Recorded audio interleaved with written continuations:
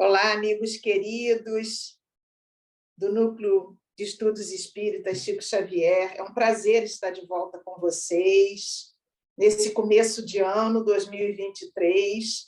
E assim, desejamos a todos um ano maravilhoso, com Jesus nos corações, que a gente possa aproveitar muito esse início de ano para fazer novos votos junto a Ele, o nosso Divino Mestre. Desejando a todos muita paz nos lares e que saibamos aproveitar cada oportunidade desse ano. Assim, muito inspirados pelo início de um novo ano, nós pensamos em fazer um estudo que falasse justamente disso. Então, pensamos no livro Fonte Viva, que é meu livro de cabeceira, eu amo esse livro, amo. Quem não conhece é super recomendado, um livro de Emmanuel, psicografia do Chico, naturalmente, e que é conhecido por quase 100% dos espíritas. E existe uma lição nesse livro, a 56, que fala renasce agora.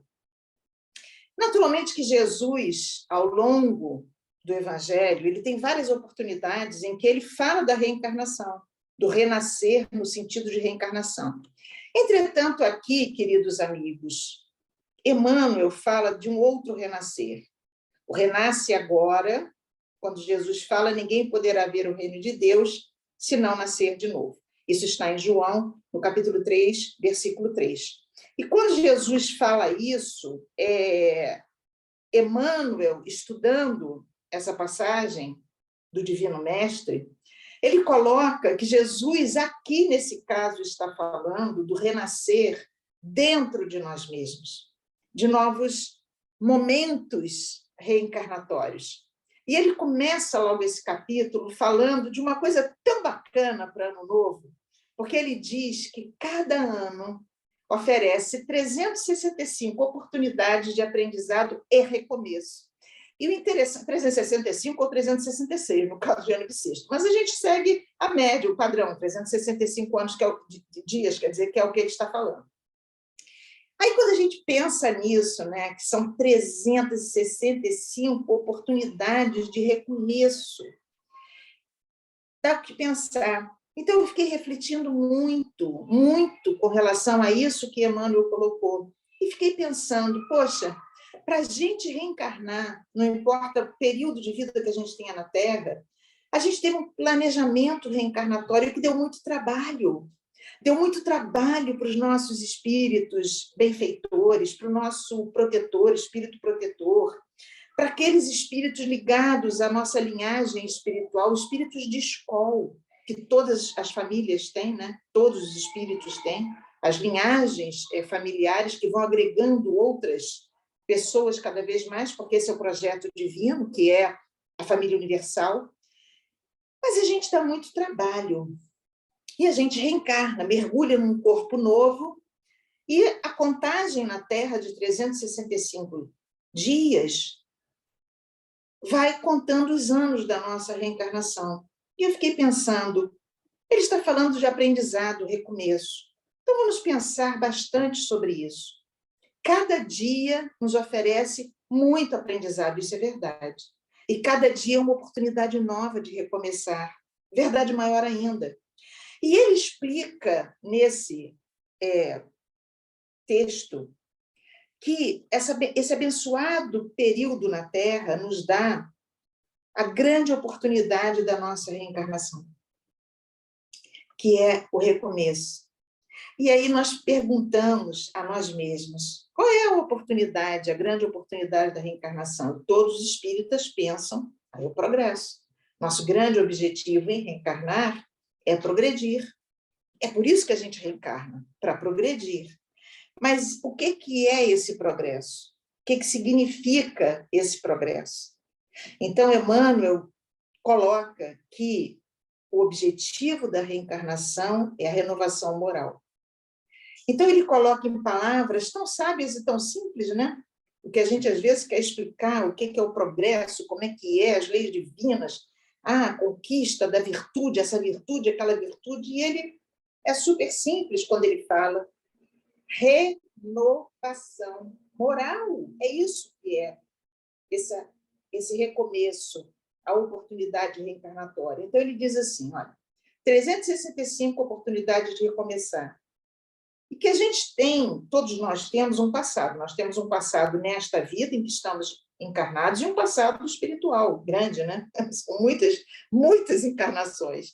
Então, ele diz assim, guarda do teu passado aquilo que é bom e justo. Mas o que significa o bom e justo? A gente tem que guardar do passado o que nos dá experiência. São as experiências que nós vivenciamos, mas é tão comum no nosso meio a gente guardar do passado o lixo mental, as coisas ruins que a gente acumulou.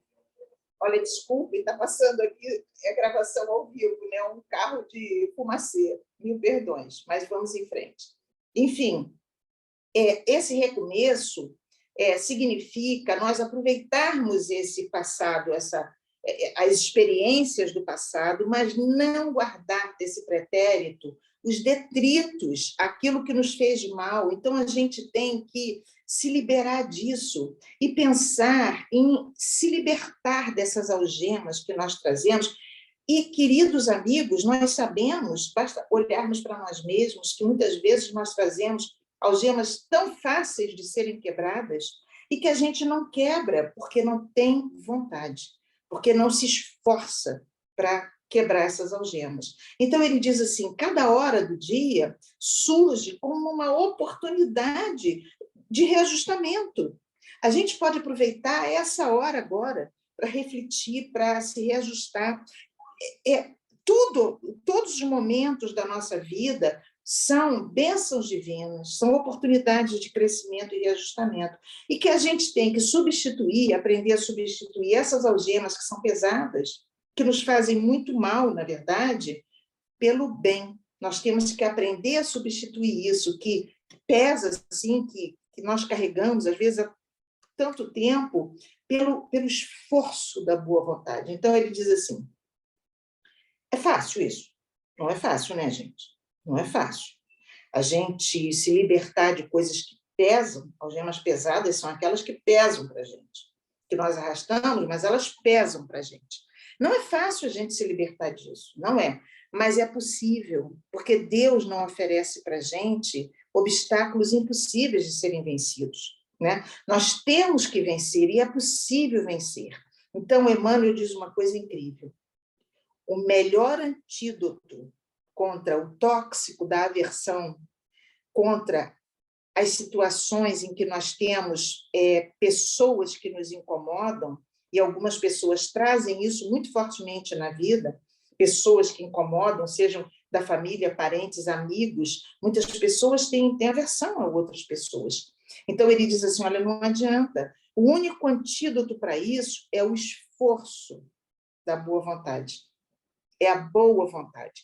Se a gente não tiver boa vontade com os outros, com aqueles que nos incomodam, com aquele que está perto ou que está longe, se a gente não fizer esse esforço de transformação, a gente não se renova. E a gente tem que lembrar qual é o motivo da nossa reencarnação, por que a gente reencarnou? Renovação moral.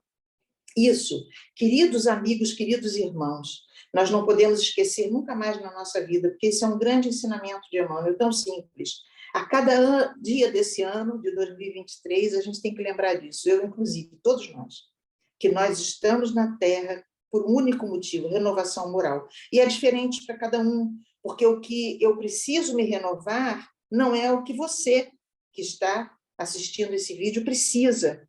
Cada um tem o seu projeto reencarnatório, cada um teve o seu propósito para reencarnar, mas todos precisamos de uma coisa nesse mundo de provas e expiações: renovação moral.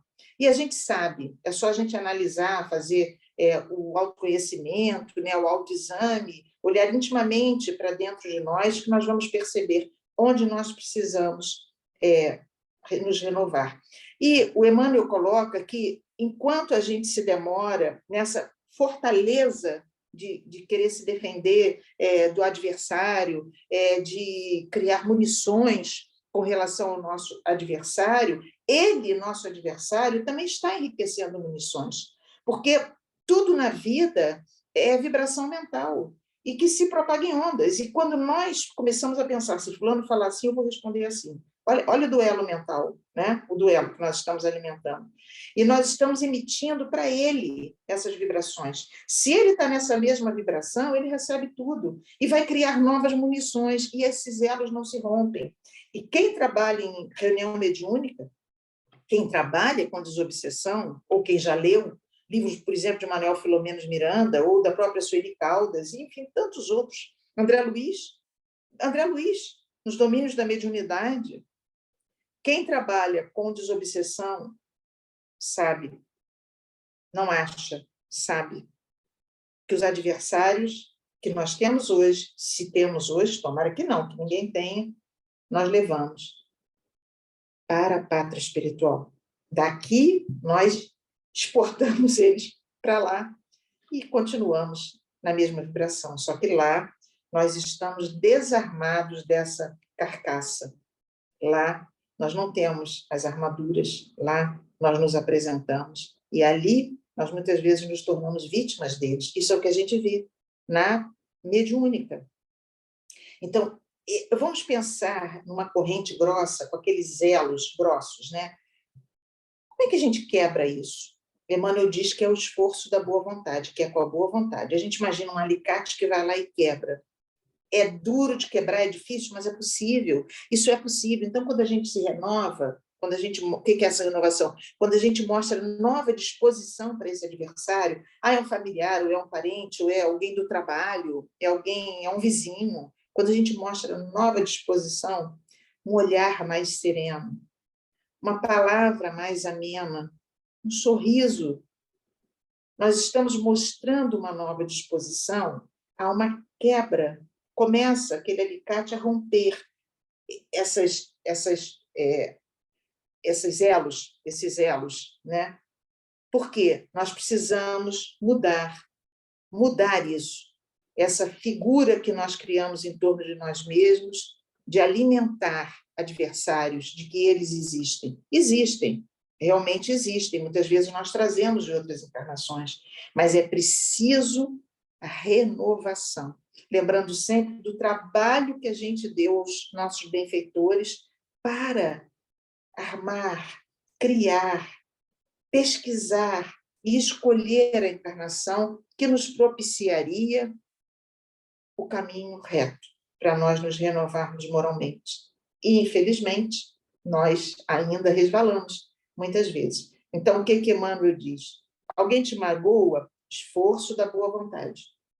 Alguém não te entende? Porque isso aí acontece muito. Fulano não me entende. Não, ainda não me entende. Não, até dentro da casa espírita, não é? A gente vê isso. Essas pequenas rixas, esses pequenos desentendimentos. Mas não deixa o desentendimento, pequenininho que seja, se alimentar do teu medo, ou da tua raiva, ou de qualquer sentimento negativo, porque a gente está aqui para melhorar os sentimentos, não é, meus amados irmãos? Nós estamos aqui para melhorar os nossos sentimentos, renovação moral. Então, a gente tem que demonstrar intentos mais nobres, é isso que ele diz. Emmanuel é sensacional, isso é sensacional. E aí vem uma imagem linda, que Emmanuel coloca, que eu acho assim, preciosa para a gente levar durante todo esse ano de 2023, que é deixa-te reviver cada dia na corrente cristalina e incessante do bem. Deixa-te reviver cada dia na corrente cristalina e incessante do bem. Gente, isso é maravilhoso, maravilhoso. A gente imagina assim, nós vivemos num mar fluídico, né? Nós vivemos num mar fluídico. O universo, segundo André Luiz, não é André Luiz não, mas nesse livro de André Luiz, o benfeitor, lá nos domínios da mediunidade, coloca que o universo é a expressão mental de Deus. Então, o universo foi criado pela mente divina. A gente não entende, né, essa mente divina.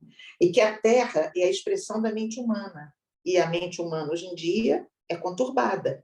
E nós vivemos envolto em fluidos, esses fluidos são neutros, mas no mundo de provas e expiações, esses mundos estão impregnados pelas mentes de espíritos vinculados ainda a provas e às expiações, e nós irradiamos ondas ainda muito desequilibradas, Então, nós contaminamos esses fluidos à nossa volta. Onde nós vamos, lembram lá daqueles bonequinhos dos gibis da infância, que andavam com aquela nuvenzinha negra? Onde nós vamos, nós levamos ou essa nuvem negra ou a luz do sol. Então, Aulus, no livro, lá no outro livro, no Ação e Reação, ele diz para Emmanuel que na Terra hoje nós ainda oscilamos entre a luz que nós almejamos e as sombras que nós trazemos, que nós carregamos. É assim, a gente já almeja a luz, a gente já quer, já sabe que o bem, o bom é a luz, mas a gente ainda traz muito peso do nosso passado. Então, quando nós alimentamos, qualquer coisa que nós alimentamos negativa, seja um pensamento, por menor que seja, um pensamento ruim que a gente tem, até de medo, imediatamente nós emitimos essas vibrações mentais e começamos a contaminar esse universo fluídico à nossa volta. Agora imaginemos assim, que a Terra é como um aquário, a gente está mergulhado nele, né? Imaginem a gente caminhar em águas bardacentas, turbulentas e enlameadas, porque assim está bem próximo do mundo de provas e expiações, né? É um mundo de fluidos muito contaminados pela nossa mente. Olha como é difícil caminhar. Tenta andar na lama. Olha como é difícil. Então, Emmanuel diz isso para a gente com tanto carinho. Abandona isso e vive na água cristalina do bem. Olha que coisa linda. E se Emmanuel está dizendo isso, é porque é possível. Jesus nos convidou a isso o tempo todo. Por maior seja a sombra que a gente traz, nós temos sempre a luz de Jesus a nos chamar para um caminho novo, não é? Então, Emmanuel diz, renasce agora. Olha que texto, que convite maravilhoso. Renasce agora em teus propósitos. Então, vamos parar um pouquinho, vamos pensar. Quais são os meus propósitos nessa encarnação? Quais são os meus propósitos com relação à minha família? Qual é o meu propósito? Porque normalmente a gente vai vivendo de bate-pronto, a gente não para, não pensa, não planeja. A gente planeja comprar carro, apartamento, tudo material, mas dificilmente a gente tem um planejamento de caminho espiritual, de renovação espiritual. Então vamos parar agora e pensar, o ano está começando. Então vamos pensar, qual é o meu propósito com relação à minha família? Qual é o meu propósito com relação à sociedade? Eu na sociedade, porque eu vivo em sociedade. Qual é o meu propósito com relação ao meu trabalho? Qual é o meu propósito com relação ao meu trabalho voluntário, à casa espírita que eu pertenço? Qual é o meu propósito? Começa a planejar. Põe num papel, escreve ali, né? Então ele diz assim, começa hoje a renovar agora os teus propósitos, com deliberações e atitudes que você possa trabalhar para superar a você mesmo, porque não é isso. Quais são os obstáculos que me cercam? Eu mesmo. Eu sou o meu primeiro obstáculo. Então, ele diz, vence os obstáculos que te cercam. Os primeiros obstáculos estão em mim. É assim. Os primeiros obstáculos que eu tenho que vencer são aqueles que estão em mim. Aí, ele termina esse texto, e a gente quer contar um caso, lembrar um caso do Evangelho, ele termina esse texto falando assim, mais vale, olha que coisa legal, mais vale auxiliar hoje que ser auxiliado amanhã. Isso não é sensacional, gente? Mais vale auxiliar hoje que ser auxiliado amanhã. E o que significa isso? Mais vale você renovar seus propósitos hoje, agora, nesse momento, do que você levar isso para a desencarnação, para o mundo espiritual, e ter que ser auxiliado, ou lá, ou na tua próxima reencarnação, porque você não melhorou, você não atingiu os teus propósitos, não é? Então, Emmanuel sempre nos faz pensar, né? Sempre nos faz pensar. E eu estava pensando assim, vamos pensar no Evangelho de Jesus, vamos contar um caso que mexa com as pessoas, e eu deitei pensando nisso e acordei de madrugada com um caso na cabeça do Evangelho, porque são tantos casos bacanas no Evangelho, mas eu queria contar um do Evangelho, para a gente começar o ano com o Evangelho. E aí me veio na mente qual seria o caso. Zaqueu. Vamos falar de Zaqueu. Zaqueu foi aquele que deu uma guinada em sua vida, uma guinada total em sua vida. E vamos lembrar que Zaqueu não deu uma guinada em sua vida porque ele, que a gente vai contar a história dele, não é porque ele se livrou do dinheiro que ele tinha, não é isso, porque Jesus nunca condenou a riqueza, apesar de que os apóstolos pensavam isso inicialmente. Nunca condenou a riqueza, até porque o dinheiro pode ser muito bem usado. Quem é rico pode usar muito bem o dinheiro, né? Mas não é isso. A guinada que ele deu na vida dele foi de assumir uma outra postura perante a vida. Isso é que é. Então, quem era Zaqueu? Vamos lembrar quem era Zaqueu. Vamos lembrar que, aquela época, o mundo que era dominado por Roma é que cobrava os impostos. Sempre se paga imposto, né? A vida inteira a gente paga imposto. E Roma cobrava os impostos. Os impostos eram devidos a Roma. E Roma não queria enfrentar a população, que já não gostava de pagar imposto. Então, o que ela fazia? Ela leiloava publicamente o direito de cobrança de imposto para as pessoas, para o público. Então, o público ia nos leilões, fazia os seus lances e tinha aquele que ganhava o direito de cobrar imposto. Zaqueu não era publicano, Zaqueu era chefe dos publicanos. Então, Zaqueu ganhou o direito, no leilão público, de cobrar os impostos de Jericó, onde ele morava, Jericó.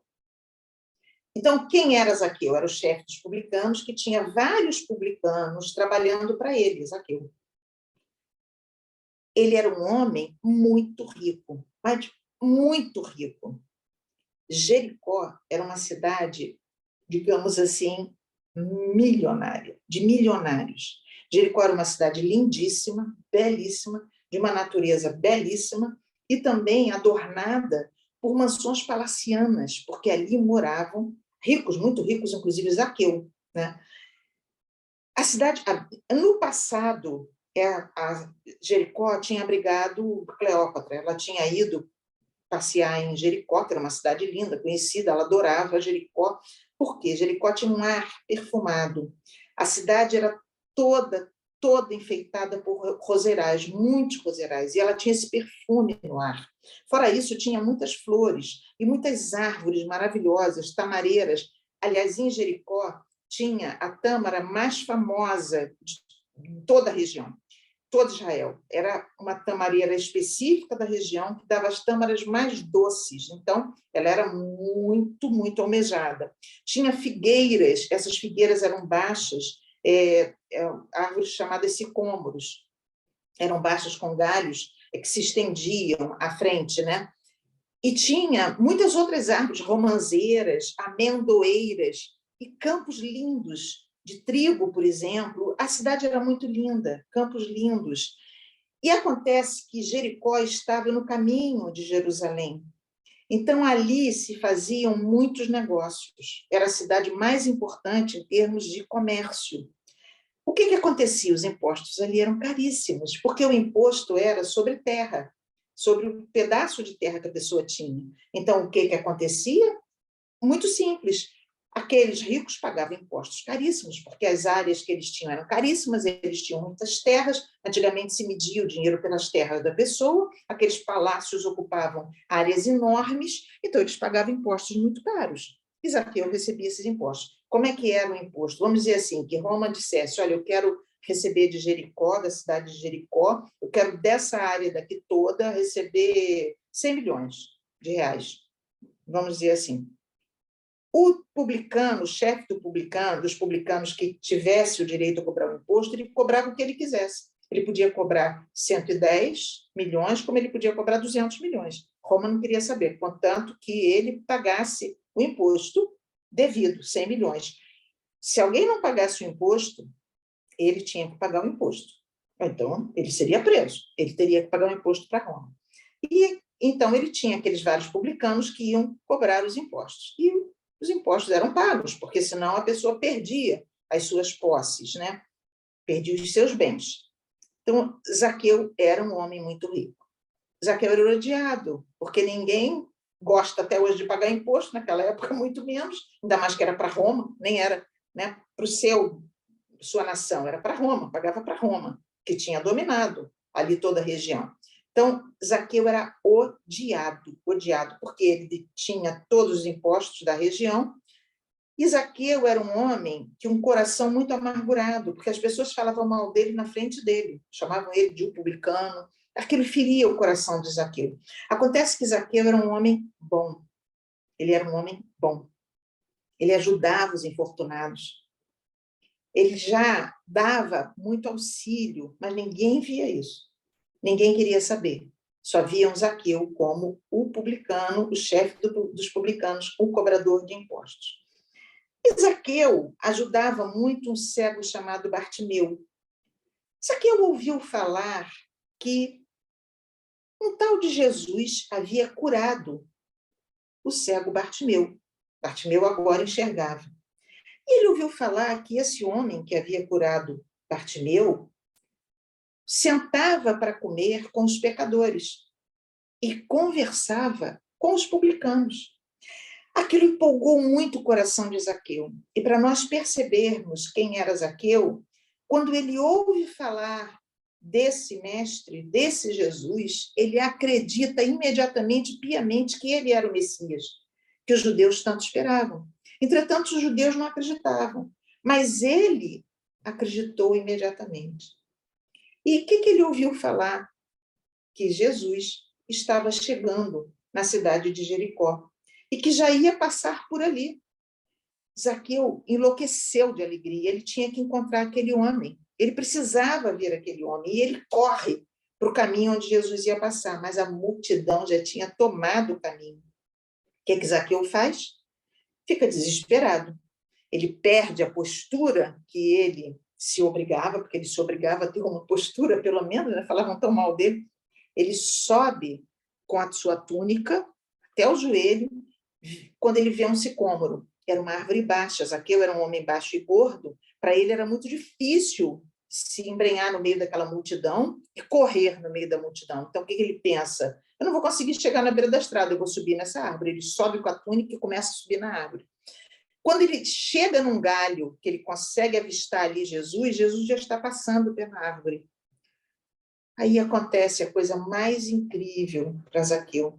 Jesus olha para Zaqueu. O coração de Zaqueu já dispara. E Jesus fala para Zaqueu: Zaqueu, dá-te pressa em descer daí, porque hoje me apraz hospedar-me em tua casa. Zaqueu não podia acreditar. Não podia acreditar.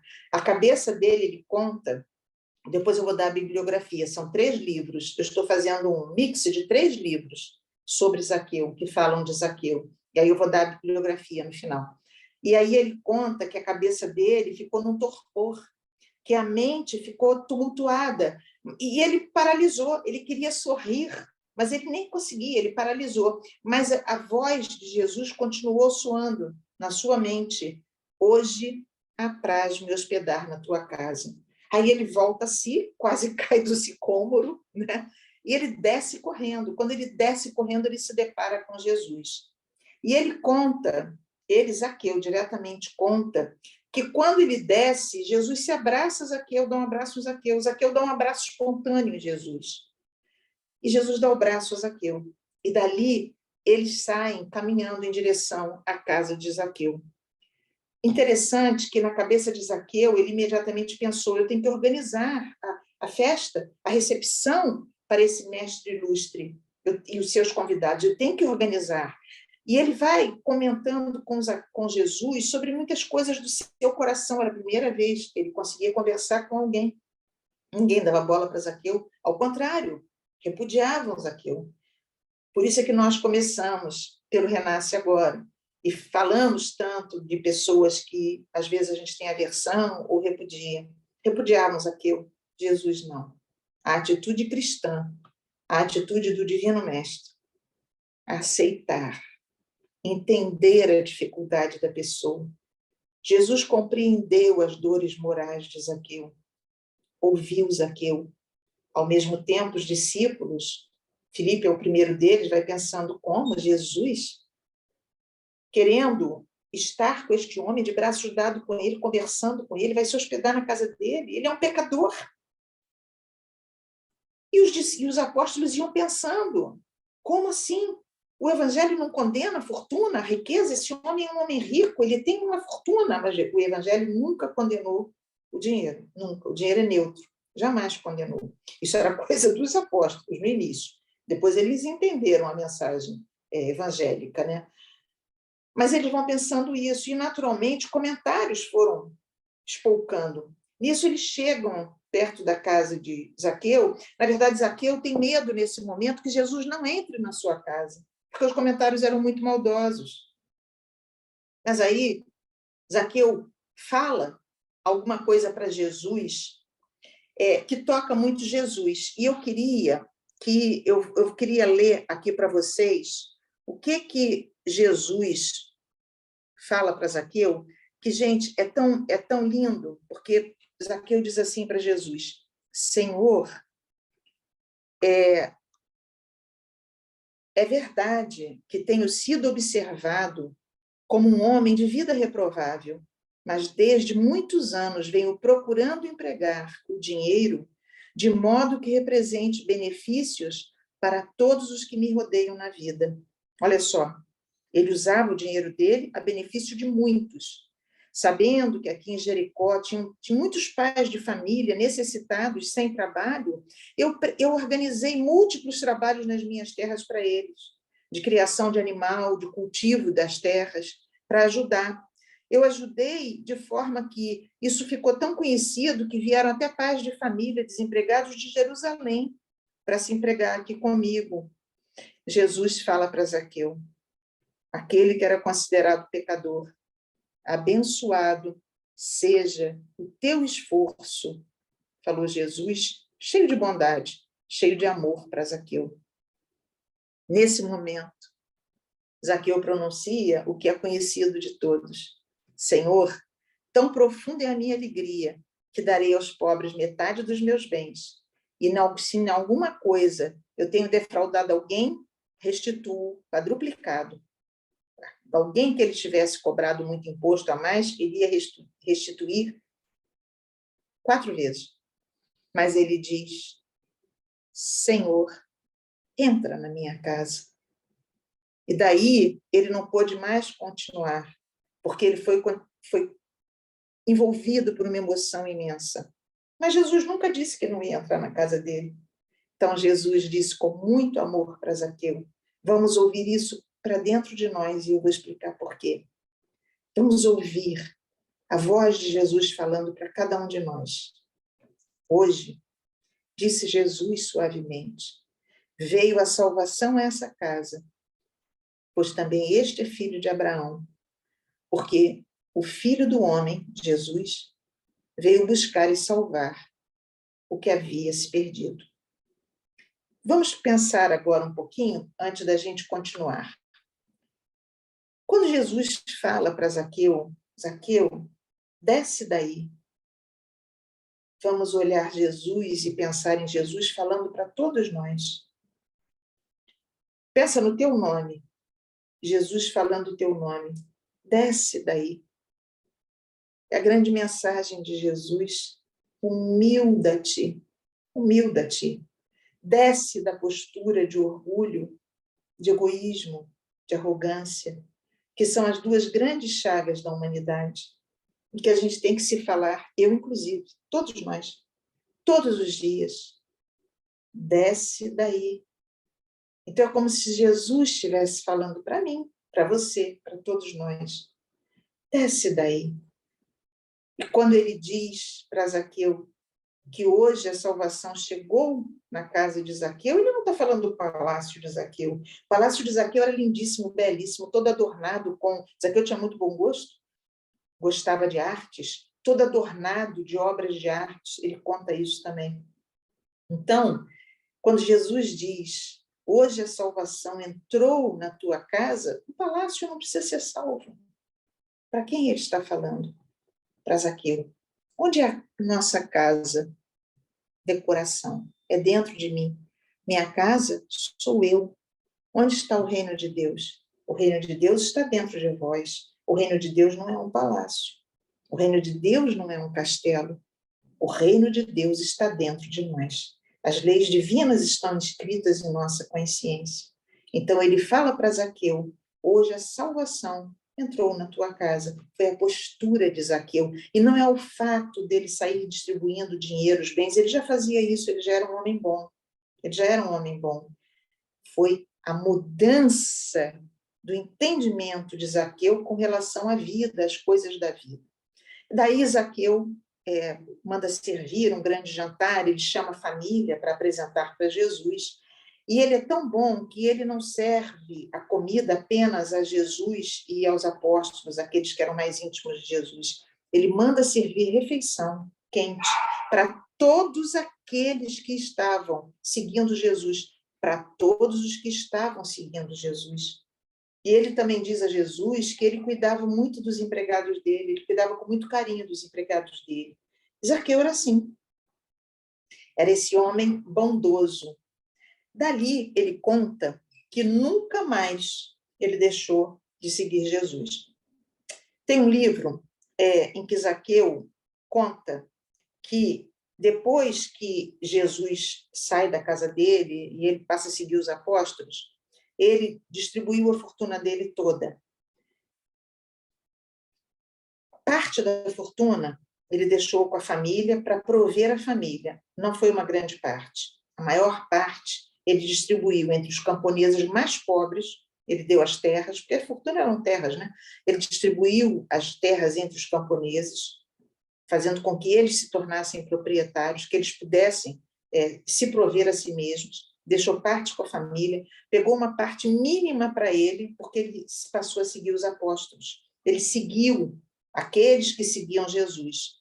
Aí veio logo a crucificação.